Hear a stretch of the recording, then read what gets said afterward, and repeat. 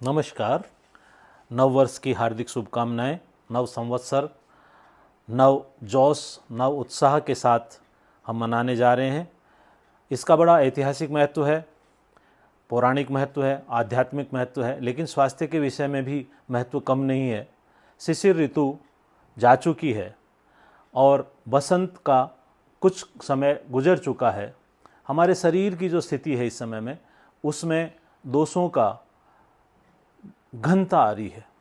कफ प्रवाह हो गया है। कफ संचित था पहले, अब वो प्रकोप की तरफ है। वो कफ कहीं स्रोतों में अवरुद्ध होकर आगे आने वाले पूरे साल भर हमको बीमार ना कर दे।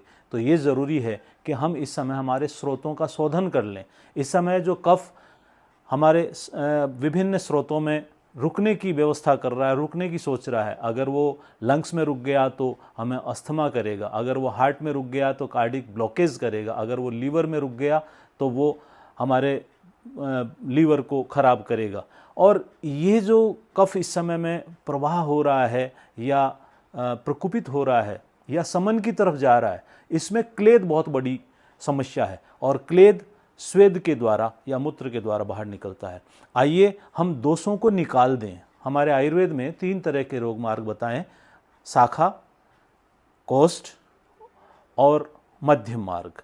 दोष कोष्ठ से शाखा में, शाखा से कोष्ठ में आते हैं और ये विज्ञान भी कहता है कि हमारा जो रक्त परिसंचरण है वो बाहर से सुपरफिशियल से डीप और डीप से सुपरफिशियल की तरफ जाता है। बस इसी को हम दोषों का गमन कहते हैं। इस दोषों के गमन में और इस दोषों के ठहराव को रोकने के लिए इस चैत्र नवरात्रि में हम प्रयोग करते हैं, जो हमारे वर्षों से चला आ रहा है। आयुर्वेद इस सम्मत अपना विचार देता है। इन 9 दिनों में हम उपवास करते हैं, लंघन करते हैं, तो निश्चित रूप से जो अग्नि है, इस समय अग्नि थोड़ी सी कम होने लग जाती है, क्योंकि कफ का प्रभाव है और आगे उष्णता का प्रभाव है। गर्मी के मारे बहुत परेशानी आने वाली है। इन सब से बचने के लिए एक बहुत अच्छा सुंदर प्रयोग हमारे यहाँ होता है। हम नीम का प्राशन करते हैं। हम नीम को और काली मिर्च को और मिश्री को सेवन करते हैं 7 दिन के लिए। ये जो आप देख पा रहे हैं, ये नीम की करीबन 5 से 7 कौंपल आपको लेनी है और काली मिर्च लेनी है 3 से 5 या 7 मैक्सिमम, और थोड़ा सा मिश्री लेनी है। अब आप कहेंगे इस छोटी सी औषधि से, इस थोड़ी से दवा से इतना क्या प्रभाव होने वाला है? तो अगर आप काली मिर्च के बारे में जानते हैं तो इसका जो नाम है वही विषहरण है।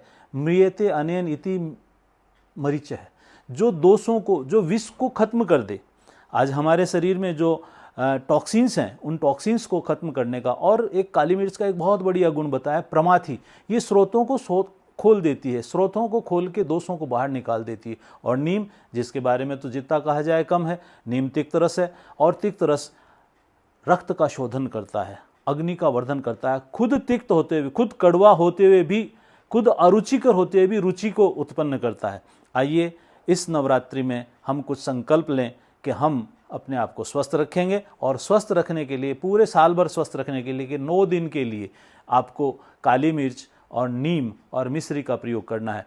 महाकाल के यहाँ भी उनका जो अभिषेक होता है वो नीम मिश्रित जल से होता है। अगर आप नीम के 7 दिन तक नीम के पानी से नहाएंगे तो आपकी स्किन, जो कि दोषों से भरी हुई रहती है, जिसमें जीवाणु बहुत सारे होते हैं, तो हम जीवाणु हर हो जाएंगे। हमारी त्वचा निखर जाएगी, तो अग्नि निखर जाएगी, त्वचा निखर जाएगी, दोष निकल जाएंगे, तो हम स्वस्थ रहेंगे। एक बार पुनः सबको नव वर्ष की हार्दिक शुभकामनाएं। जय हिंद, जय आयुर्वेद। हमारे इस चैनल को सब्सक्राइब कीजिए और अधिक से अधिक लोगों तक इस जानकारी को पहुंचाइए। धन्यवाद।